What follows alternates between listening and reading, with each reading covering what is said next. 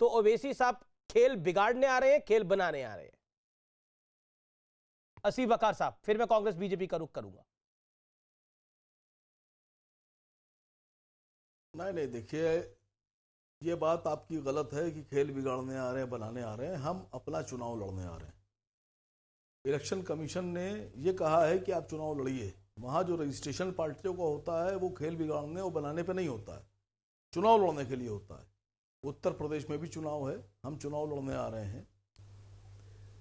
राजभर साहब हमारे एलआई हैं, हम राजभर साहब के साथ हैं। मैंने 3-4 दिन पहले भी ये बात कही थी, मैंने अभी भी ये बात कही है। हम राजभर साहब की इस बात का स्वागत करते हैं कि उन्होंने कहा कि जो सीएम होंगे उनमें मुसलमान सीएम भी होगा।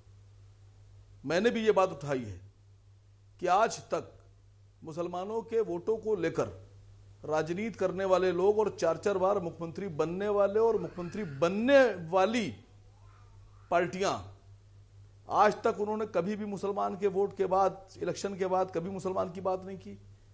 चाहते तो मुसलमान डिप्टी सीएम बना सकते थे।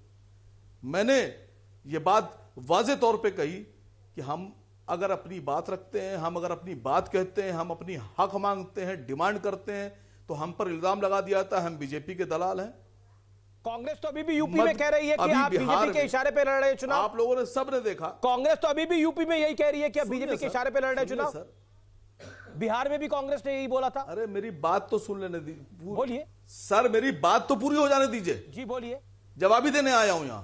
बोलिए बोलिए। बिहार में जब एलआई हुआ, बिहार में जब एलआई हुआ तो लालू यादव जी और नीतीश कुमार जी का जब गठबंधन हुआ और सरकार बनाई, तो लालू यादव ने तेजस्वी जी को डिप्टी सीएम बनाया और ये कहा कि हमारा हक है।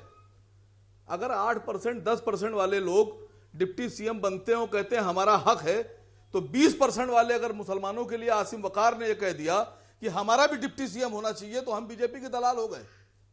कांग्रेस को तो चाहिए था शर्म से डूब मरे। सुब्राष्ट्रा, आपका रुख करता हूं। सुब्राष्ट्रा, आप देख रही हैं पॉलिटिक्स क्या हो रही है इस समय आपके समक्ष है।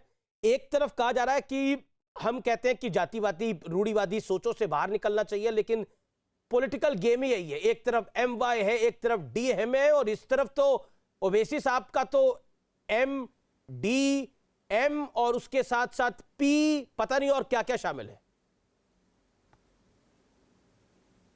जी आमिर जी, मुझे लगता है इसमें कोई संशय नहीं है, उत्तर प्रदेश की जनता को कोई संशय नहीं है कि इस बार का चुनाव भारतीय जनता पार्टी बनाम बाकी जो अन्य दल हैं वो होने वाला है। टेलीविजन पर ऑब्वियस सी बात है कि अलायंसेस की बात टेलीविजन पे, स्पेशली टेलीविजन डिबेट में तो नहीं होगी, इसीलिए चाहे वो सुनील जी हों या वो ओम प्रकाश जी हों, कोई सामने आकर के नहीं कहेगा कि कौन किसके साथ है। लेकिन ये बात बहुत क्लियर है आमिर जी कि अभी 20 करोड़ जो जनता है उत्तर प्रदेश की, 21 करोड़ इनफैक्ट जनता उत्तर प्रदेश की, उसको डिसाइड करना है कि वो किस तरीके की राजनीति को आगे लेकर के जाना चाहती है। ये जो तमाम बहस अभी हो रही है और आगे भी होगी, अभी आगे तो बहसें और तीखी होती जाएंगी। आइडेंटिटी पॉलिटिक्स इतना ज़्यादा हावी होगा उत्तर प्रदेश के चुनाव में। और मैं बहुत इंटरेस्टिंगली मैं देख रही थी कि हिस्टोरिकली 1940s में, 1930s 40s में जो डिबेट्स होती थी भारत के अंदर, अंग्रेज़ों के साथ जो डिबेट्स हो रही थी आइडेंटिटी को लेकर के, लगभग वही डिबेट है। मैं बहुत ध्यान से सुन रही थी, आसिम वकार जी को बहुत ध्यान से सुन रही थी, और ये वही बात है जो 1940 में मुस्लिम लीग कर रहा था।